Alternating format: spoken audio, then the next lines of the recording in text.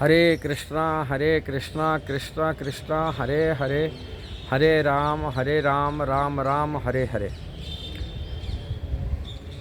चारों चीज़ हैं जो प्रारब्ध से प्राप्ति होता है। वो प्रारब्ध क्या होता है, चार चीज़ क्या प्राप्ति होता है, और चारों चीज़ों पर संतुष्ट भी होना चाहिए, तभी व्यक्ति इस संसार में सुखी हो सकता है। अभी समझना चाहिए प्रारब्ध क्या होता है। प्रारब्ध होता है जो पिछला जीवन में, विगत जीवन में जो हम लोग कर्म करते, वो जो कर्म की जो फल मिलता है उसको प्रारब्ध कहा जाता है। अच्छे कर्म करते अच्छे फल मिलता है, बुरा कर्म करते बुरा फल मिलता है। अब बुरा कर्म की फल हम भोगना पड़ता है, अच्छे कर्म करते वो भी भोगना पड़ता है। जो वर्तमान हम जो भोग रहे हैं, जो सुख मिल रहा है कि दुख मिल रहा है, वो चारों चीज़ वो प्रारब्ध अनुযাयी हमको मिलता है। अभी हम जो भोग रहे हैं, कभी कभी सुख मिलता है, कभी दुख मिलता है, ये सब भोग मिल रहा है। जिस प्रकार ये चार चीज़ प्राप्ति होता प्राप्त से, जैसे ही संसार में हम भोजन भी करते, अभी वर्तमान जो हम लोग भोजन खा रहे हैं, ये प्रारब्ध से बना हुआ चीज़ से मिलता है। किंतु इसी जीवन में हम पास सब कुछ है, भोजन है, भोजन सामग्री की कोई कमी नहीं, धन की कोई कमी नहीं, हम भोजन नहीं कर पाते। इसका मतलब ये जो भोजन हम लोग कर रहे हैं, ये प्रारब्ध से लिखा हुआ भोजन ही कर रहे हैं। इसीलिए हम सोचना नहीं चाहिए जे हम बहुत सारी हम पास है, हम खा नहीं सकते, कोई बीमारी हो जाएगा इसमें खा नहीं सकते, होते हुए भी खा नहीं पाते, देखते ना। इसलिए भोजन ही प्रारब्ध से मिलता है। ऐसे मान सम्मान, हम चाहते मान सम्मान मिले, मान सम्मान की बहुत सारी कार्य भी करते हैं पाने के ही, मान सम्मान पाने के लिए बहुत सारे कार्य करते हैं, किंतु मान सम्मान प्राप्ति भी नहीं होता है। कई लोगों को देखोगे बिना कोई ऐसा कार्य नहीं किए उनको मान सम्मान मिल जाता है।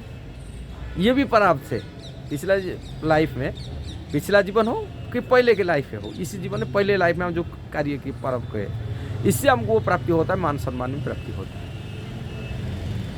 दूसरी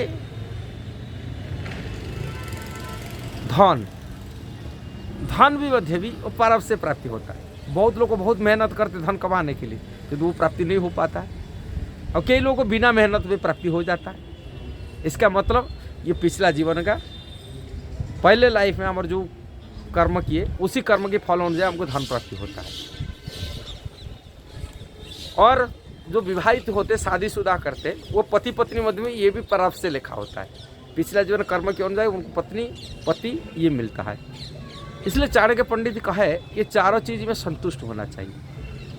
भोजन में संतुष्ट होना चाहिए, मान सम्मान में संतुष्ट होना चाहिए, धन संपत्ति में संतुष्ट होना चाहिए, और पति पत्नी में संतुष्ट ही रहना चाहिए। यदि ये चारों चीज़ें प्रारब्ध मानकर ये संतुष्ट हो जाते हैं, व्यक्ति सुखी हो जाता है। किंतु प्रयास करते किंतु नहीं मिलता है, कारण ये प्रारब्ध नहीं है। भारत में हिंदू सनातनियों में देखा जाता है ज़्यादातर बनिया लोग जो होते, अग्रवाला फैमिली लोग होते, ये लोग अपनी ये बात को जानते, इसलिए वो लोग बहुत दान पुण्य करते।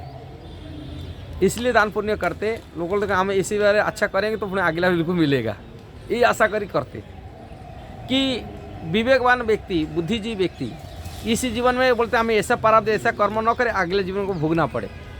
इसीलिए वो गलत काम करने से बचते। जो प्रारब्ध हम लिखा जाता है, ये प्रारब्ध मिलता है। हम यदि वो पुण्य कर्म करते, यदि हम किसी को भोजन खिलाते आपको भोजन ही मिलेगा, किसी को हम दान करते धन ही मिलेगा, कि हम दूसरा को मान सम्मान दिए वो मान सम्मान ही मिलेगा। हम जो कार्य करेंगे वही चीज़ हमको प्राप्ति होगा।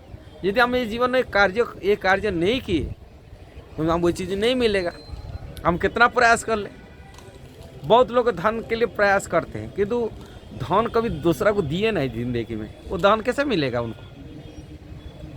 इसलिए परोपकार करने से व्यक्ति ये संसार में सुखी होता है। नीति शास्त्र में यही कहा जाता है,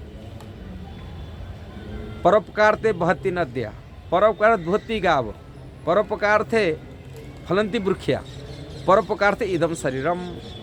ये शरीर को यदि परोपकार में दूसरी उपकार है, दूसरे हित के लिए हम लगाते हैं, इसका फल ही अच्छे मिलता है।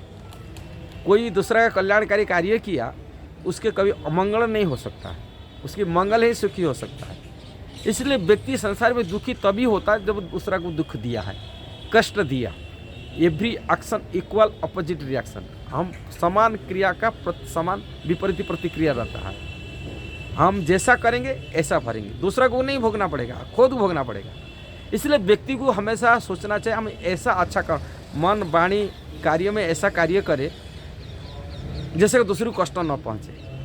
और वो कष्ट दूसरे को नहीं मिल रहा है, वो कष्ट हमको ही मिलेगा, प्रतिबदल में जाकर आगे जाके मिलेगा। कभी कभी मल्टीपस होगी मिल जाता है, उसका दुगुना चौगुना बन के आ जाता है। इसलिए व्यक्ति को अपने कर्म से बचने के लिए एक उपाय होता है, वो है हरि नाम। उनके सहारा लेके तो ये कर्म बंधन छूटता है। इसलिए भक्त लोग होते हैं जो वैष्णव होते हैं, ना अच्छा करते ना बुरा करते, एक ही कर्म करते, कृष्ण के लिए ही करते। इसको बोलते कृष्ण भावनामृत कर्म।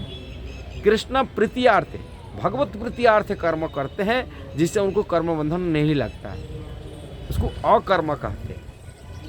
अब कृष्ण भावनामृत कर्म यदि नहीं करता व्यक्ति, इस संसार में उनको बार बार अच्छे के फल बुरा का फल टेस्ट लेना पड़ता है ये संसार में, और संसार को आना पड़ता है इसी कर्म के कारण से। यदि भगवान भक्ति यदि कोई कर लेता है, भगवान के शरण में जाता है, प्रत्येक कर्म कृष्ण अर्पण करी करता है, कृष्ण प्रीत्यार्थ करता है, पर उनको ये बंधन से अच्छा बुरा से मुक्त होकर के भगवान धाम मिल जाता है, भगवान का परिकर पार्षद शरीर मिल जाता है, भगवान का सेवक बन जाता है। इसलिए कलियुग में यदि मन को बुद्धि को सुधारना है, सबसे उत्कृष्ट कर्म होता है हरे कृष्णा कृष्णा कृष्णा हरे हरे, हरे राम राम राम हरे हरे। ये महामंत्र को जप करना, और जप करने से हमारा चेतना, हमारा बुद्धि, अहंकार शुद्धिकरण होता है। शुद्ध अहंकार से मुक्त हो, माने जो मिथ्या अहंकार से मुक्त हो जाते हैं, देहात्म बुद्धि से मुक्त हो जाते हैं, शारीरिक ज्ञान से मुक्त हो जाते हैं, आत्मचेतना में आ जाते हैं, भगवान का सेवक बन जाते हैं। ये नाम में भगवान का प्रेम को दिला देता है। यदि आपको ये वीडियो सही लगा, जरूर इसको शेयर करना, सब्सक्राइब करना, लाइक कमेंट देना। हरे कृष्ण।